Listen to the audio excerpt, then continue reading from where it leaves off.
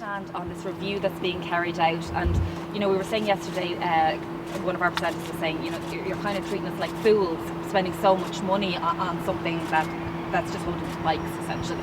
Well, I'm certainly not. So I mean, firstly, I think everybody can see the benefit in having somewhere to park a bike in a workplace. People get that. What they don't get is the extraordinary sum of money that this has cost, and I don't either, quite frankly. I think it is inexcusable and inexplicable. I welcome the fact that my colleague, the Minister, has now demanded answers in relation to this, and I await that. But this is the sort of thing that rightly angers and annoys people, and it angers and annoys me as well. Because yes, workplaces should provide somewhere to park the bike, grand, but they shouldn't do it in a manner that is lavish or extortionate in relation to the public purse. What's your thoughts on the bike shelter and the cost of it and what you make of it? Well, again, it's incredible cost for a mere bike shelter.